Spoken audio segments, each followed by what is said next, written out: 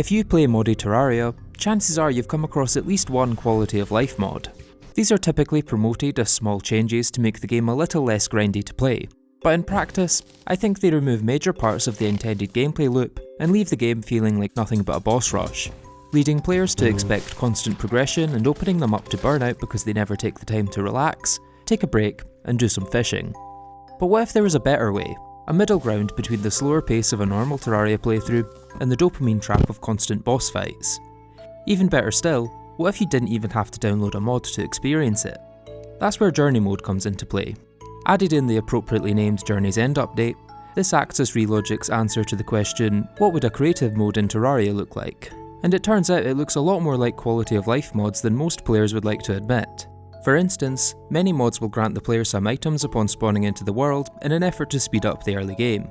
Calamity has its starter bag, Fargo's has the Deviant's gifts, and many other mods exist with starter items as their main feature, some being more balanced than others.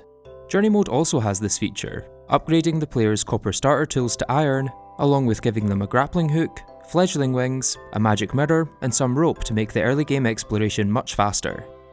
Once you've made it through that early game, it's time to take on some bosses, and for that you'll likely want some potions. This is probably one of the most common areas that quality of life mods touch upon. Fargo's Mutant mod and Louis AFK both have their own ways of getting infinite buffs after getting 30 or so potions, and Alchemist NPC allows you to buy potions from the various new NPCs it adds, along with some other more questionable features. Surprisingly, Journey Mode also has its own way of emulating this with the research system. Once you research 25 of each potion, you'll be able to freely buy them from the potion seller hidden in the code of the Journey Mode menu, essentially giving an infinite amount of the buff, with the only caveat being that you have to go through the arduous task of pressing the B key every few minutes. Although, you can also rebind quick buff to something like the spacebar or left click to ensure that you're constantly buffed. Another way that Alchemist NPC and Fargo's changes potions is by making them usable from the piggy bank or money trough. But something you might not know is that this feature was essentially added to vanilla with the arrival of the Void Bag. Any potions within this storage extender can be used with the quick buff key, which pairs very well with the infinite potions from research. In fact, the research system doesn't just help with personal storage, it can also replace your entire storage system. You can instead store your items directly in the research menu, pulling them out whenever and wherever you need them. These are just a few examples though, and if I were to go through them all like this, then the video would quickly grow into something much longer than it needs to be, so here's some quickfire features instead. The enemy spawn rate slider can replace items such as the battle cry from Fargo's, making it much easier to farm those rare drops without giving up an inventory slot. The time control menu can replace items like the Cosmolite and portable sundial, while the weather menu offers even more control over the skies than certain modded items like the ones sold by the Abomination in Fargo's. If you use a mod like Begone Evil or one of the many mods that prevent evil biomes near pylons, then the Journey Mode Infection Spread toggle may be of interest to you.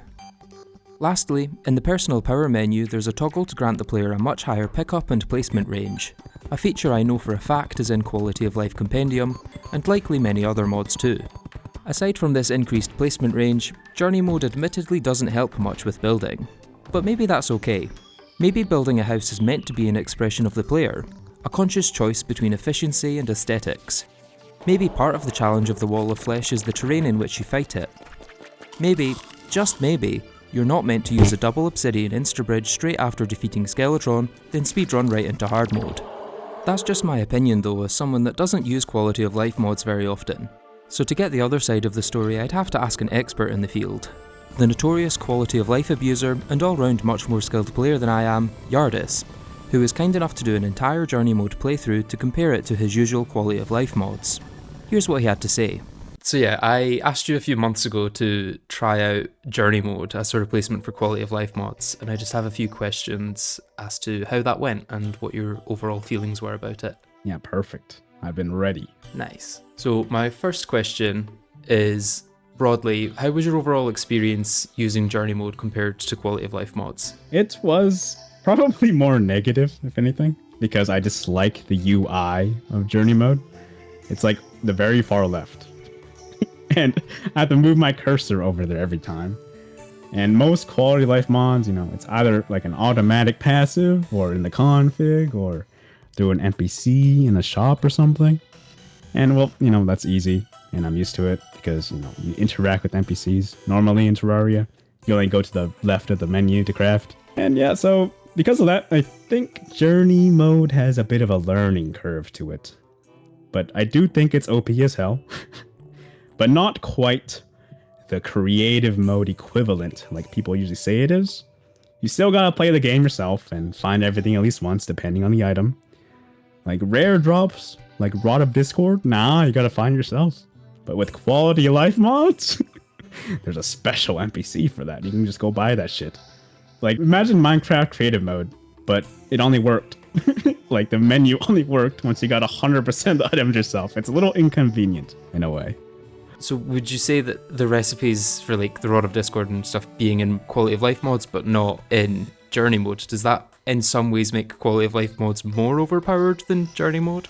Yeah, it depends on the quality of life mod obviously, but you can go crazy with quality of life mods. Whereas journey mode, just that, that set slider kind of, fiasco. Yeah, more editing the base stuff of the game, I guess. Yeah, exactly. Okay, my second question is, are there any features you missed from the quality of life mods you normally use? Yeah, there are 3 main things. I mentioned one of them before, which is like you can buy stuff from NPCs in quality of life mods. Because journey mode doesn't really add anything, it just kind of just boosts vanilla options, like you can manipulate weather and spawn rates and this and that, change time. Whereas quality of life mods, like they add things. So NPC shops, maybe material shops, you don't gotta go farm for lenses now. You can go buy it from like the eye doctor or whatever, and boom, you don't have to farm as much. Whereas with journey mode, you have to, set that spawn rate to 10, go nighttime, and then kill a million eyes. And then my second feature is infinite buffs and potions. And, most quality of life mods, they give you the option to have infinite buffs, like past like 30 potions in your inventory or something. But of course, you can actually rectify that by just binding your buff key to like space or something you press a lot during a fight. And that gives you a pseudo infinite buff because you can get infinite potions pretty easily in journey mode researching. But I still prefer that infinite buff version because that way there's no downtime and you don't have to hear that buff sound over and over. And then my third one, it's similar to the permanent buff. It's permanent station buffs in your inventory. Really broken, but I do use it quite often, I'll be honest. And it's because, well, you don't have to go waste your time upgrading an arena and checking the auras of the, the size of the heart lantern and stuff. You can just put in your inventory and boom, you got it forever. And that just saves a lot of time and convenience and keeps your arena pretty because having all those campfires and sunflowers everywhere, it's a little annoying. And actually, there's a little nitpick I had with journey mode. I don't know if this goes with the question, but the search bar, the research search bar is a little funky. You can't like right click to delete all the text like you can in Magic Storage, for example.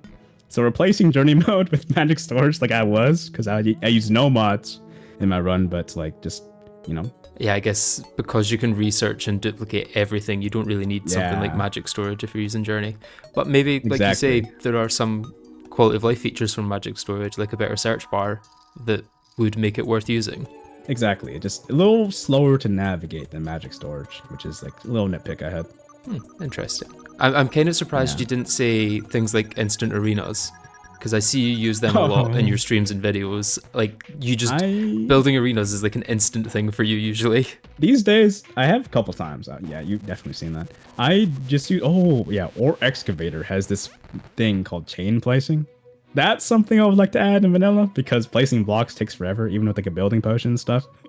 But I guess journey mode has like that like range increase thing, which makes it a little easier. So yeah, arena building is another feature, but I don't miss it too much. You don't need like super good arenas, only for certain bosses. That's fair. I think it's a balancing thing as well. I think a lot of the time with quality of life mods, part of challenge that you miss is making a good arena to make that boss fight a little bit easier. Like, if you have to make a full world arena to take down the exomechs, maybe that's part of the challenge of taking down the exomechs rather than just instantly putting down the arena and then fighting them 500 times. Oh yeah, 100%. It removes a little bit from the difficulty because you have to earn that arena. It's like a big time sink, so quality of life just removes it. Third question, did anything surprise you about journey mode, or did you learn anything new?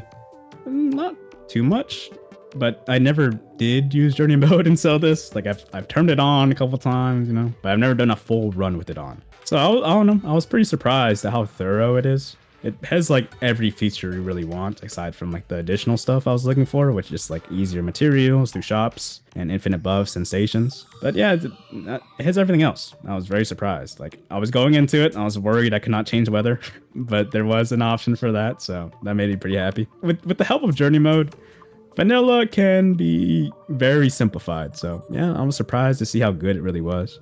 Good, good. And would you say journey mode feels more or less balanced than quality of life mods? The one caveat, which is it's just God mode. When you have God mode on through journey mode, it's not balanced.